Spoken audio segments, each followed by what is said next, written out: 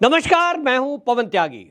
बिहार से बड़ी खबर है और जैसा मैं आपको पिछले हफ्ते से बताता आ रहा हूं कि बिहार में नीतीश कुमार फिर से एक बार एनडीए का हिस्सा बनने जा रहे हैं। तो खबर पक्की है और इसका अंदाजा इसी से लगाइए कि गृह मंत्री अमित शाह एक्शन मोड में आ गए हैं और उन्होंने जो बिहार के बीजेपी के प्रदेश अध्यक्ष सम्राट चौधरी उनको दिल्ली बुलाया है और दिल्ली वो अकेले नहीं आ रहे हैं।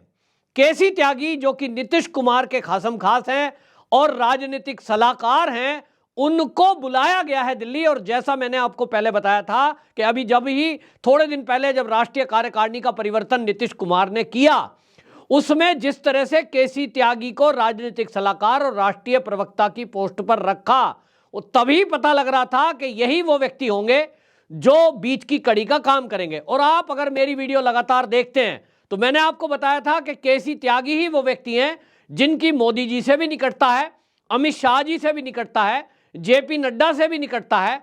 और जो अमित शाह जी ने एक इंटरव्यू में ये कहा था कि अगर प्रस्ताव आएगा एनडीए वापसी का नीतीश कुमार का तो हम उस पर विचार करेंगे, ये बहुत सोच समझकर उन्होंने बोला था। और प्रस्ताव अब आ चुका है और ये प्रस्ताव नीतीश कुमार ने केसी त्यागी के माध्यम से अमित शाह तक भेजा।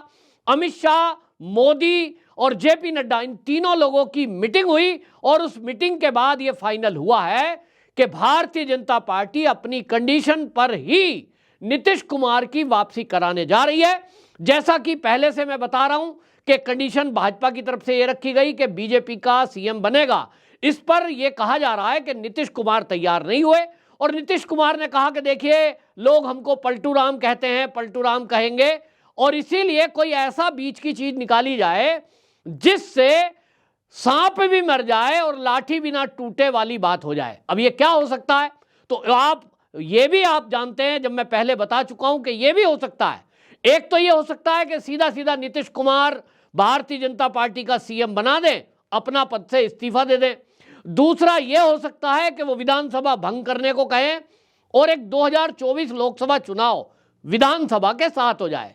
लेकिन मैं आपको एक सटीक जानकारी दे रहा हूं जो दिल्ली से मेरे पास आई है, मेरे सूत्रों के हवाले से जो पता लगा है, यह लेटेस्ट और ब्रेकिंग न्यूज है कि दिल्ली से यह फाइनल हुआ है कि नीतीश कुमार अपने पद से इस्तीफा देंगे और उस पद से इस्तीफा देने के बाद यह विधानसभा भंग करने को नहीं कहेंगे, लेकिन यह केवल इस्तीफा देने जा रहे हैं।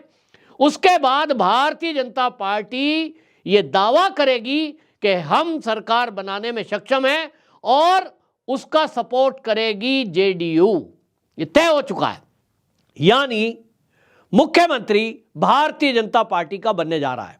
अब सम्राट चौधरी का नाम मैं आपको पहले से बता रहा हूं क्योंकि सम्राट चौधरी को इसी काम के लिए भेजा गया था, लेकिन अब अंदर से चीजें यह आ रही हैं कि हो सकता है सम्राट चौधरी के नेतृत्व में ही 2024 का लोकसभा चुनाव हो तो इनको अध्यक्ष बने रहने के लिए कह दिया जाए, तो नित्यानंद राय को सीएम बना दिया जाए। यह पार्टी का अंदरूनी मामला है कि किसको बनाया जाता है, लेकिन ज्यादातर चांस यहां सम्राट चौधरी के ही है, क्योंकि जातिगत फैक्टर भी अगर देखेंगे तो वो, हालांकि नित्यानंद राय भी ओबीसी कम्युनिटी से हैं और जैसा मैंने पहले आपको बताया था यादव ही हैं, तो अब ये भी चीजें आती हैं। लेकिन यह मामला अंदर का है क्योंकि अमित शाह और मोदी क्या फाइनल करते हैं ये बात किसी को नहीं पता लगता है। तो भाई मैं केवल आपको इतना बता रहा हूं कि भारतीय जनता पार्टी का सीएम बनने जा रहा है, लेकिन उसके पहले नीतीश कुमार इस्तीफा देंगे और अपने पद से इस्तीफा देंगे वो राज्यपाल को, इधर जो है वो इस्तीफा देंगे विधानसभा से। अब इस बीच भारतीय जनता पार्टी दावा पेश करेगी बहुमत का और फिर बहुमत के लिए उनको समय दिया जाएगा और उस बहुमत के समय में जब वोटिंग होगा, उस वोटिंग में जेडीयू भारतीय जनता पार्टी के सपोर्ट में वोट करेगा और इसी की तैयारी भी कर ली गई है। नीतीश कुमार ने अपनी सभी विधायकों को पटना में रहने के लिए कहा है, यहां तक कि सबके जो कार्यक्रम थे वो कार्यक्रम रद्द कर दिए गए हैं और पटना में गोलबंदी कर दी गई है, यानी उन सभी को अब एक जगह रहने के लिए किया गया है। और भारतीय जनता पार्टी के और हम पार्टी के जो विधायक हैं वो पहले से ही इस मामले में उनको आगाह कर दिया गया था कि पटना छोड़कर नहीं जाएंगे। जिंतल राम मांझी का आपको ट्वीट याद होगा जब उन्होंने एक्स पर पोस्ट किया था और उन्होंने कहा था कि अब खेला होबे और 25 तारीख फाइनल उन्होंने लिख भी दी थी। तो आपको बता रहा हूं कि हम के जो जीतनराम मांझी है उनकी बात सही होने जा रही है, और शाम होते होते, देर रात होते होते, या तो कल आपको ये सुनने को मिल जाएगा, ये जो मैं खबर आपको बता रहा हूं इस पर मोहर लगेगी, नीतीश कुमार इस्तीफा देंगे विधानसभा से और वो सीएम पद से इस्तीफा देंगे, और इसके बाद भारतीय जनता पार्टी दावा करेगी, और फॉर्मूला तय हो गया है कि जैसा मैंने कहा कि मुख्यमंत्री बीजेपी का बनेगा, 2024 का लोकसभा चुनाव जेडीयू बीजेपी मिलकर लड़ेंगे। और यह भी खबर आपको बता दूं कि मोदी जी की जो बिहार में रैली होने वाली है वो 4 फरवरी की प्रस्तावित रैली, इसीलिए उसकी डेट आगे बढ़ाई गई थी। पहले 27 जनवरी थी, और 2 दिन पहले मैंने आपको बताया था कि डेट बढ़ाने के पीछे का कारण क्या है। उसका कारण है कि नीतीश कुमार ने अपनी एक कंडीशन रखी थी, और वो कंडीशन ये थी कि भाई इज्जतदार तरीके से वापसी हो जाए। इसका इशारा नीतीश कुमार ने कर्पूरी ठाकुर के जन्मदिन पर कर दिया, जब मोदी जी ने भारत रत्न देने की घोषणा की थी। तो आप याद करिए कि नीतीश कुमार जी के शब्द थे कि देखिए, हमने मोदी जी को इसके लिए काफी मांग की थी, एक मांग तो मान ही ली है कि कर्पूरी ठाकुर जी को भारत रत्न दिया जा रहा है, दूसरी मांग भी मान ले तो अच्छा होगा। वो दूसरी मांग क्या थी?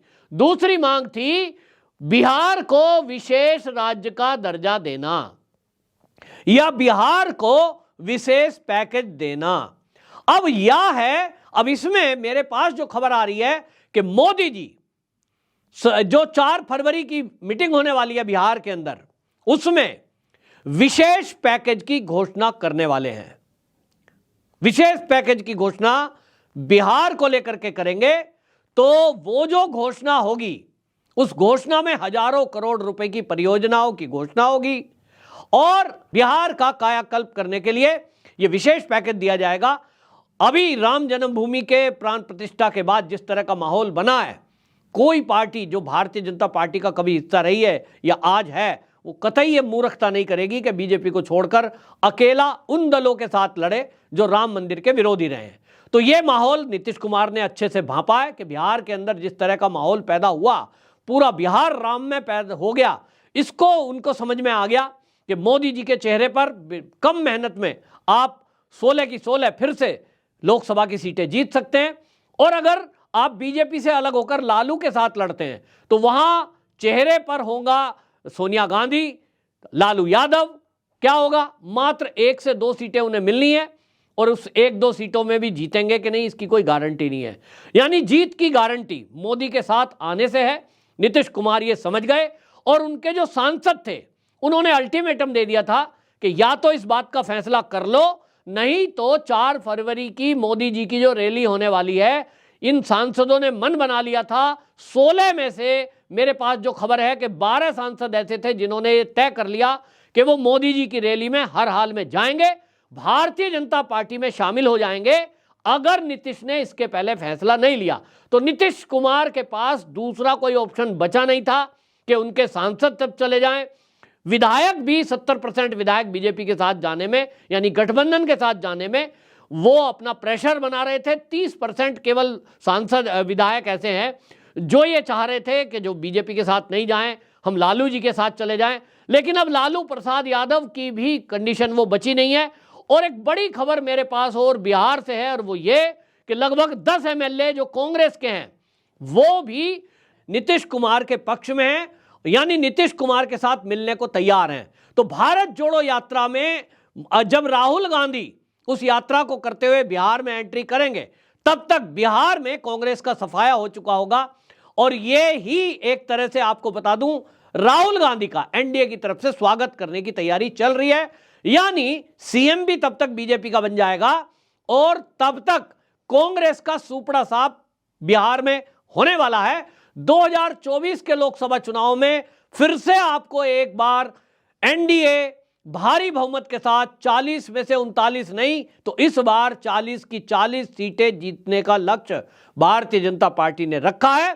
और अमित शाह की जो रणनीति तैयार दिल्ली में हुई है, उसके अनुसार यह तय हो गया है कि बिहार की 40 की 40 सीटें भारतीय जनता पार्टी जीतने जा रही है, जिसमें नीतीश कुमार के लिए, जैसा मैंने कहा, राज्यपाल का एक पद वो सोच लिया गया है।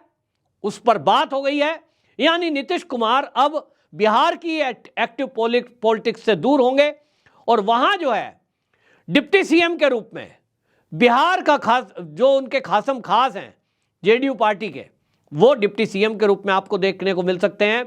और दूसरा कोई डिप्टी सीएम वो आपको देखने को मिल सकते हैं चिराग पासवान, जैसा कि मैं पहले से कहता आ रहा हूं। तो अब आप देखेंगे अगले कुछ ही घंटे में यह घोषणा हो सकती है, हो सकता है कल हो जाए या परसों हो जाए, लेकिन यह सब फेरबदल होने जा रही है। नीतीश कुमार इस्तीफा देने जा रहे हैं। वंदे मातरम।